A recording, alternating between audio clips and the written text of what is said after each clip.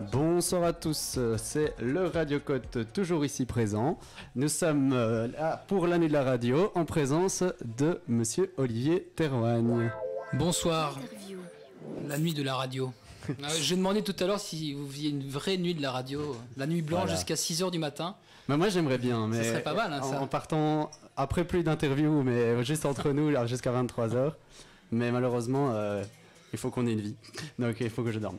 Et donc Olivier Théroigne, bonjour. Vous êtes entre autres écrivain, auteur, compositeur, interprète. Dans tous vos projets, on retrouve cette fibre pour l'écriture et pour la musique. Certains se concentrent uniquement sur l'une de ces passions. Donc vous avez fait un album seulement de piano intitulé Éphéméride et plusieurs recueils poétiques, dont le dernier s'appelle L'automne en juillet. Quel lien est-ce que vous entraînez entre la musique et l'écriture? Et si vous deviez choisir, est-ce que vous pourriez choisir? C'est difficile évidemment de choisir parce que les deux sont intimement liés, dans le sens où les mots dansent, les mots ont une sonorité dans lesquelles j'essaye de trouver une articulation musicale. J'aime beaucoup le jazz et donc il y a quand même une manière d'écrire la musique et l'écriture donc poétique qui est quand même liée à ma fibre musicale. Et autant ça dépend si on se concentre sur le signifiant ou plutôt sur le signifié, hein. C'est Paul Valéry qui disait la poésie c'est la valse hésitation entre le son et le sens, entre l'essence et le son, et c'est très très compliqué de séparer les deux. Maintenant, même quand je veux exprimer des idées via des concepts, parce que bon, voilà, j'aime beaucoup la philosophie, j'essaie de comprendre mon époque. J'essaie toujours de trouver le sens de la formule. Je lis ce que j'écris à haute voix pour voir si ça sonne. Par contre, il est vrai que la musique purement instrumentale me détend plus parce que la musique me résiste moins. Ça coule un peu plus fluidement que l'écriture. On se bagarre avec les mots, il y a toujours cette bagarre un peu avec le mot juste et le beau geste. Voilà. Ok, très bien. Mais vous l'avez dit, vous avez un attrait pour la philosophie, vous êtes philosophe et historien de formation, et justement vous travaillez entre ce lien entre l'histoire avec un grand H et celle de l'intimité. J'en veux pour preuve votre chanson Voyage dans le temps. Oui. Alors justement, d'où vient cette fascination pour l'histoire, et si vous pouviez voyager dans le temps, est-ce que vous savez où vous iriez? C'est une bonne question. Alors je précise que je suis diplômé ici de Louvain-la-Neuve, donc je suis très content de revenir sur le lieu de mes frasques et de mes armes. Tant mieux si l'interview permet ça. Voilà, donc il y a une belle bouffée de nostalgie. Alors c'est très compliqué, c'est-à-dire je voudrais aller dans des époques historiques où il y a eu un surgissement, où il y a eu tout d'un coup on s'est dit un autre monde était possible. Par exemple la Renaissance, pour ça, me fascine. Ce qui s'est passé au niveau artistique, où il casse complètement tous les codes du Moyen-Âge, où il s'oppose au clergé, tant l'écriture que la peinture que la musique, tout en voulant revenir dans un passé un peu idéalisé qui est l'Antiquité. C'est un retour, mais en même temps c'est une révolution. Et j'aime beaucoup cette période. Par contre aussi les périodes de ce qu'on appelle les présocratiques, donc le moment où Pythagore avait créé son école, ce qui se passait en Sicile, en Grèce à ce moment-là. J'aime beaucoup, j'aurais bien aimé aussi rencontrer, évidemment les temps étaient un peu plus durs, Hypatie d'Alexandrie, qui est une philosophe égyptienne qui enseignait les mathématiques et l'astronomie à Alexandrie et qui a connu l'édit de Théodose, qui était la suppression des cultes païens et qui malheureusement est décédé sous les coups de chrétiens extrémistes, les Parabalani. Mais j'aurais bien aimé discuter avec elle. Après, je suis assez fasciné par toute la période des années 20, des années folles, rencontrer Joséphine Baker, j'aurais bien aimé Kiki de Montparnasse, toutes ces femmes assez libérées. Voilà, mais sinon les années 50 pour rencontrer tous les gens que j'aime bien, c'est-à-dire Brel, Brassens, Anne Sylvestre, voilà, mais non, pas un peu partout quand même, parce que par exemple la période industrielle, c'est quand même assez dur, je trouve, donc voilà, il y a des époques, pas la guerre de 100 ans, pas la peste noire, la Commune de Paris, il y a un peu cette idée la Commune de Paris, ça aurait été pas mal. La fin est tragique, mais vous m'aviez un peu à l'accordéon là dans les rues, à chanter quelques chants, ça aurait été pas mal. Et moi j'ai une petite question par rapport à donc votre chanson, un peu le fait que vous chantiez. Comment est-ce que vous intégrez cette passion de l'histoire à votre art au final? Comment ça se passe dans votre processus créatif? Ah oui, ça c'est une bonne question. En fait, c'est-à-dire que que j'aime bien écrire des chansons parfois à triple sens où l'histoire, par exemple l'histoire de la Belgique, mettons cette chanson qui s'appelle Banana Splitsing, où je joue sur Banana Split en référence à Lio, et Splitsing en flamand, c'est le Splitsing, c'est la séparation entre la Wallonie et la Flandre, et tout d'un coup j'ai l'histoire de Belgique qui me vient, le fédéralisme belge, et je vais faire des jeux de mots là-dessus, coup d'état tampon, des choses, etc. Parce que la Belgique était un état tampon. Mais je voulais me moquer d'un certain rap vulgaire. Et donc je me mets en mode rap, mais avec un sample d'accordéon, quoi. Un peu à la musique de striptease, vous voyez, le tan tan tan tan tan tan tan. Vous voyez. Et donc, alors, effectivement, cette histoire d'identité belge, bam, vient. Et puis je raconte en fait une histoire de Coupe du Monde. J'ai écrit cette chanson au moment de la Coupe du Monde. Et alors voilà, donc tout ce qui est nationalisme, ça vient tout d'un coup dans la chanson. Voilà, c'est comme ça. ça vient un petit peu comme ça. Mais c'est vrai que par exemple, quelqu'un comme Biolay dans son écriture m'a quand même pas mal influencé parce qu'à un moment donné, dans une chanson qui s'appelle À l'origine, on avait peur de l'anthrax de la famille de Karl Marx. Et puis alors, dans une chanson qui s'appelle Merkobens, il dit Soviet suprême, toi mon plus beau problème, dans ton abdomen, un tout nouveau spécimen, chou à la crème, c'est de l'espoir que je promène, mon amour hélas, le temps passe. Et je me dis, mais pourquoi il va chercher le Soviet suprême, référence au communisme, dans une chanson d'amour, de rupture? Je dis, ça m'intéresse, quoi. Donc il y a eu aussi cette petite influence, dit comment mêler de la politique à de l'intime et comment l'histoire vient rattraper finalement notre rapport à des choses très personnelles, très feutrées et très intimes. Ouais. Vous avez commencé à en parler avec l'état tampon, mais on retrouve dans votre écriture beaucoup d'expressions ou des éléments qui sont communs à tous, connus de tous, et qui après vont être retravaillés. Donc le désert du Trottard pour le désert du Tartare, j'ai le vague à l'islam, tweet sur Saint-Tropez. Est-ce que vous partez de ça et après vous trouvez une histoire que vous allez raconter autour, ou est-ce qu'une fois que vous avez écrit votre texte, vous allez insérer ces dictons? Oui, c'est une très bonne, très bien vu, très bien vu. De temps en temps, oui, il y a ce titre. En fait, par exemple, j'ai le vague à l'islam, Salomé danse en slam, donc la danse de Salomé. Et après, c'est vrai que j'avais cette phrase-là au tout début, et j'avais une autre phrase liée à cette chanson qui était « Ne jetons pas le mal avec l'eau du bien », qui est « Ne jetons pas le bébé avec l'eau du bain ». Et alors, à partir de là, je construis autour. Ouais. Effectivement, coup d'état qui m'écarte, coup de rein qui nous éclate, ne jetons pas le mal avec l'eau du bien. Tweet sur Saint-Tropez, il y avait le jeu de mots. Je savais que je voulais écrire une chanson sur les sites de rencontres. Alors, c'était sur des expériences sur Badoo et sur Mythique. Sur les rencontres un peu foireuses qu'on fait sur le site de rencontre, la chanson porte là-dessus. Et j'avais tweet sur Saint-Tropez, twist à Saint-Tropez. Je trouvais que ça, parce qu'il y avait le tweet, Saint-Tropez, l'infidélité, alors on y va, quoi. Et donc oui, ça peut venir d'abord comme ça, mais parfois le titre vient après. Par exemple, le désert du Trottard, au départ, j'avais pas de titre en fait. J'avais juste le jour soudain se réveille, tout froissé dans ses draps blancs. Donc j'imagine la journée qui n'a même pas elle-même envie de se lever, quoi, qui a la flamme elle-même de se lever. Des visages défaits d'hiver, le défait des faits d'hiver. Et donc après, le titre est venu plus tard, quoi.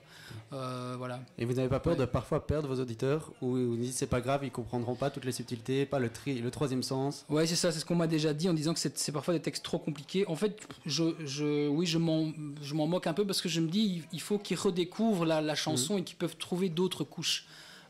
Et donc, si on peut trouver un premier sens à la chanson, tant mieux. Le désert du Trottard, par exemple, je dis la nuit, tous les chakras sont gris. Voilà, il y en a qui se marrent, ah oui, ok. Ou alors, c'est une chanson sur les trains sont encore en grève, on est toujours à la bourre, en fait, on cherche toujours à rattraper le temps. Ils ont compris au moins le truc, après, c'est la musique qui fait le reste.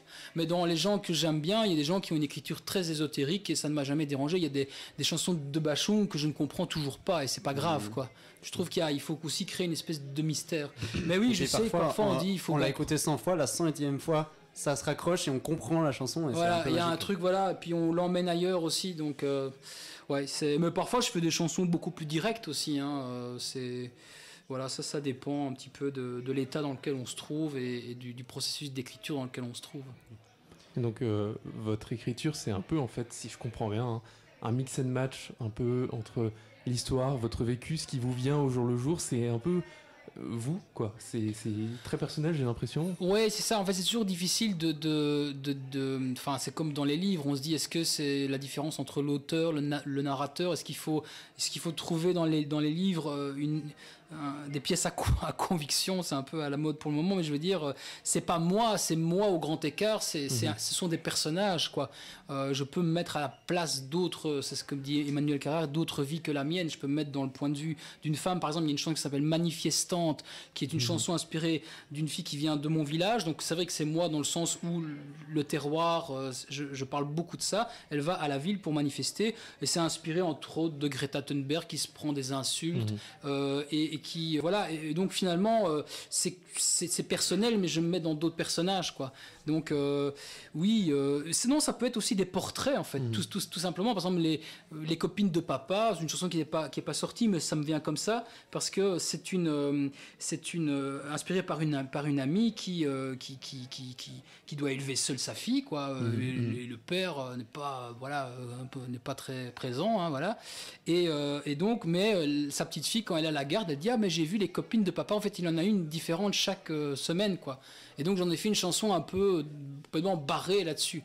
Voilà, c'est un portrait en fait. C'est pas du tout moi. Moi, je suis pas. Enfin, j'ai pas d'enfant. Vous voyez, donc ça peut être aussi de l'observation de gens, de portraits. Ça, j'aime beaucoup faire ça aussi. Mais en fait, l'idée, ça reste de croquer l'époque, quoi. On essaie de croquer l'époque un peu comme un peintre. Voilà. Parfait. Là, on a beaucoup parlé de votre écriture. Maintenant, j'ai hâte de vous entendre. Alors, je sais pas ce que vous avez. Bon, on a changé beaucoup d'avis. Je sais pas ce que vous allez nous interpréter. Bah voilà, je ne sais pas. Je ne savais pas du tout. Alors je me dis, je vais peut-être faire une reprise parce qu'après on passe à une de mes chansons qui s'appelle Confidence. Et donc comme ça fait ici 15 ans que Alain Bachung nous a quittés, c'est quand même une de mes grandes inspirations. Je vais reprendre le 14 mars 2009. Je vais reprendre une de ces chansons. J'ai hésité entre un petit Brassens plutôt gai avec un truc un peu ragtime comme ça. On entend ça? Ouais. Oui. Parce que j'aime bien toutes ces chansons un peu années 20, tu vois. Moi, je vais faire un petit Bachung. Très bien. On vous écoute. Voilà, merci.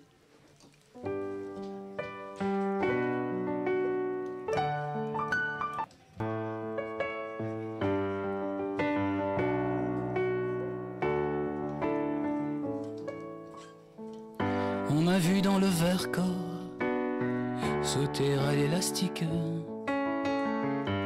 voleur d'amphores au fond des criques. J'ai fait la cour à des murennes, j'ai fait l'amour, j'ai fait le mort. T'étais pas né à la station balnéaire. Tu t'es pas fait prier, j'étais gant de crin geyser. Pour un peu, je trempais, histoire d'eau. La nuit je mange, je prends des trains à travers la plaine. La nuit je m'en lave les mains.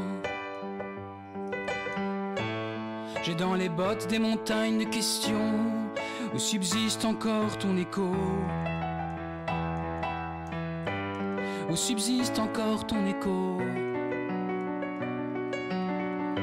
J'ai fait la saison dans cette boîte crânienne. Tes pensées, je les faisais miennes.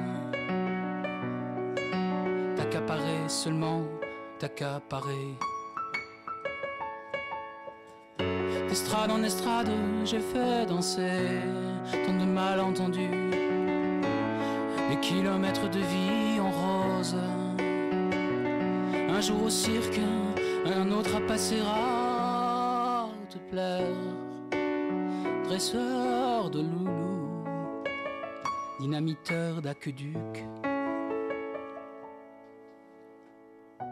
La nuit je mens, je prends des trains à travers la plaine. La nuit je mens, je m'en lave les mains. J'ai dans les bottes des montagnes de questions où subsiste encore ton écho. Où subsiste encore ton écho. La la la la la la la la la.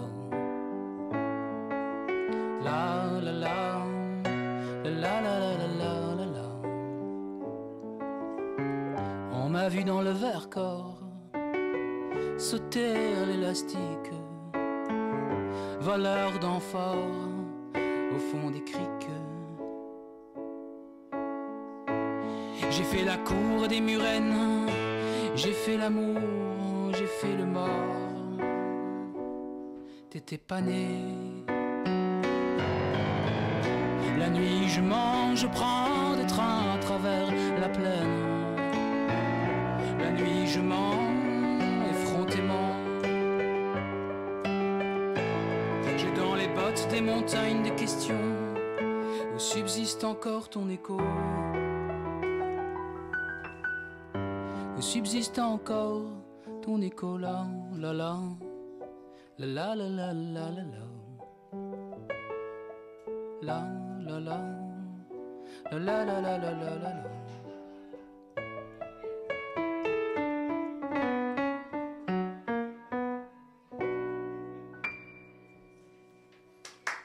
Merci à vous. Bravo, bravo.